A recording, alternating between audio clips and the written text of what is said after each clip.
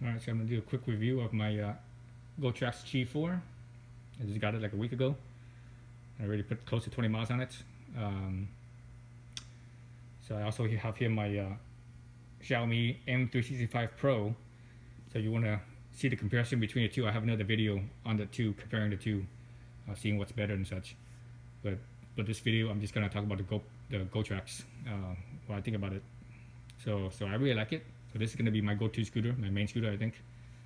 I'm going to take this to work, and I'm leaving here at work, so I could when I go to lunch and stuff, I just hop on that and go down the street, half a mile away to the store or to somewhere and get some food. That's better. The range wise, it's it'll definitely do over 15. I actually got 16. I probably could have maybe gotten 17 miles out of it on the high power mode. The high power mode is speed wise, it's 20 miles an hour.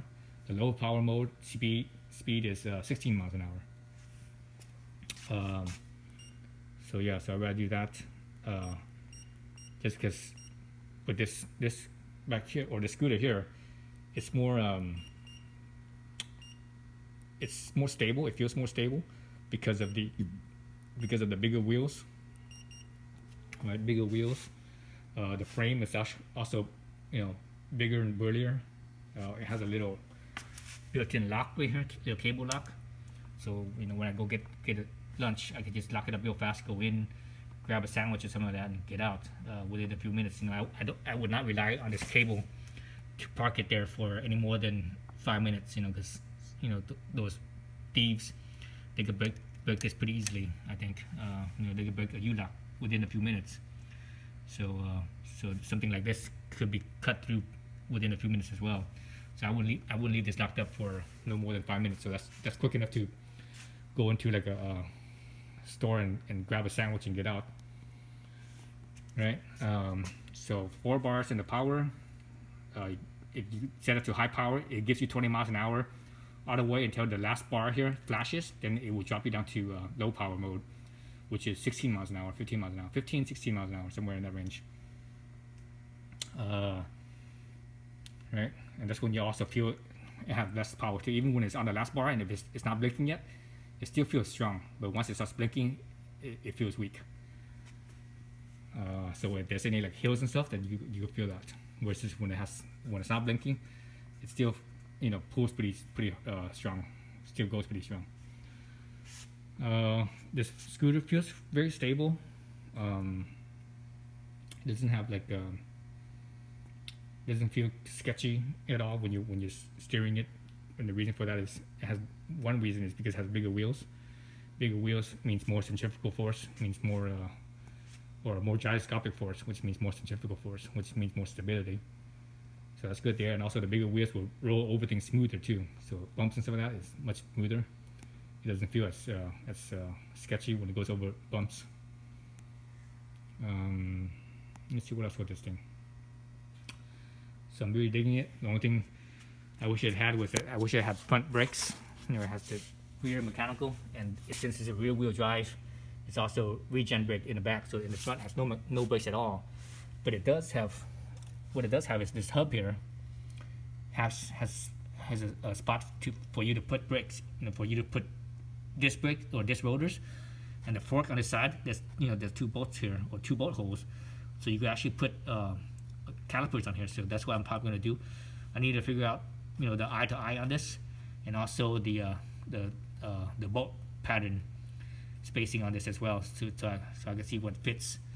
So I want to find some brakes to fit on here, so that way I have front brakes as well. So that way, because most of your most of your braking is actually in the front wheels. So that's why I want to put it up. But it's when you put brakes in the front wheel, it's kind of dangerous. That's the reason why most of these scooters, the mechanical brakes is always in the back, just like this one is in the back.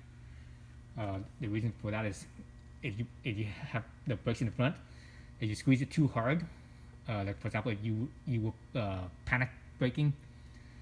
You're going down the road and all of a sudden someone pulls out in the driveway right in front of you, and you you panic and you squeeze the brakes too hard, too fast. And if it's a front brake, chances are you will flip over the handlebars, just like on a bicycle. You'll flip over the handlebars. So you have to be mindful of that. That's the reason why they don't do that. So, but I'm gonna find something. I might try to see if I could fit like a, like one of these back brakes in the front. The main thing is I need to figure out is that spacing here, this eye-to-eye spacing here. That's probably the most important thing. I think the rotor size, the bolt pattern for the rotor size, I think they're probably all the same, more or less all the same for all of them.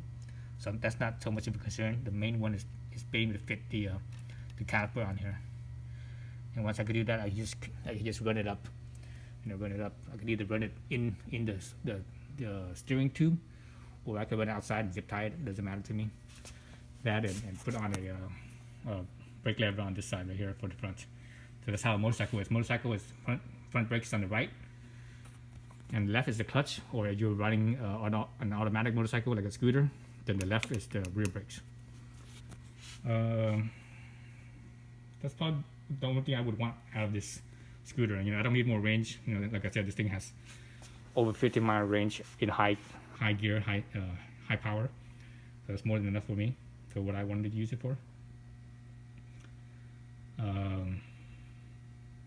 Let's see what else with this thing.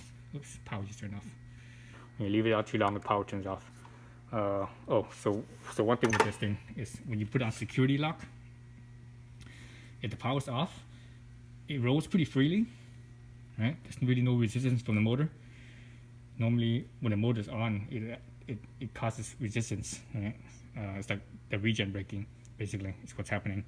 So when it's off, there's like no resistance on here. But if you try to,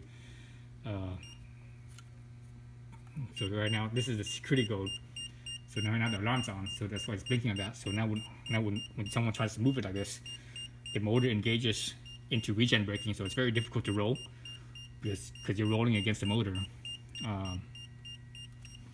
So that actually makes it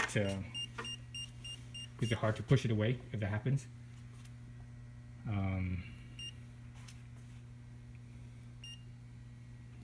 So I wish that security function would also work.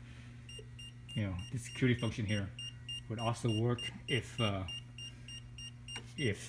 display was off, and it would still work. That would be cool, but it doesn't. If the display is off here, and you haven't put in the security code to unlock it, it could move pretty much freewheel. So it's kind of useless basically. If someone tries to turn it on and has no security code, and they try to move it, and obviously the alarm is turning on, right? You can hear beeping and flashing the lights. But if you leave it here for like say 5 minutes, this will turn off. So now once this turns off, the wheel locking will turn off too. So now you can freely, push it around. So yeah, so that's kind of useless. I think they should have made it so that way it will always lock, even if you're doesn't matter what the situation is, it will always lock until you put in the security code.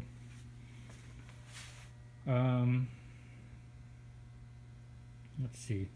I like this folding mechanism. It's a pretty good design.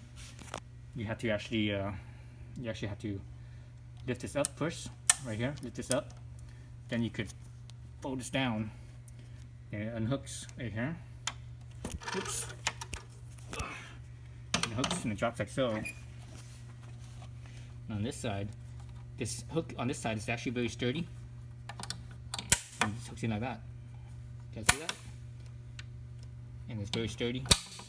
This bottom piece is actually also very sturdy too. It's all metal as well.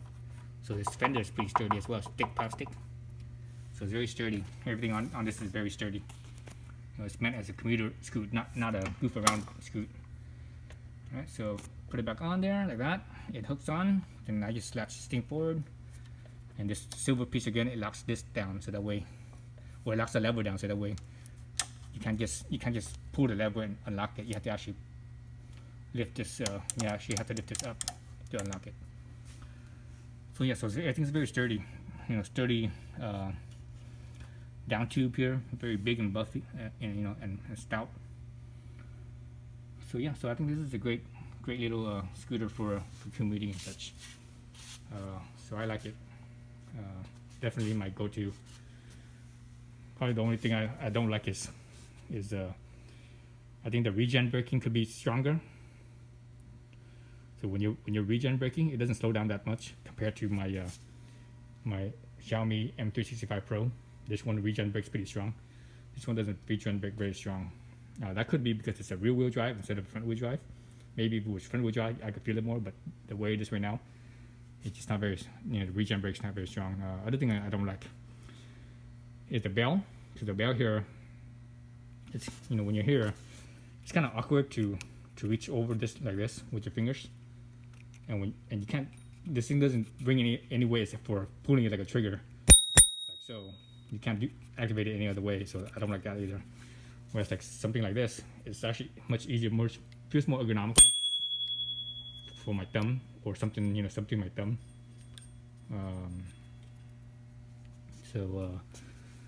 Yeah. Let's see what else. So I think that's about it with the GoTrax so far, anyways.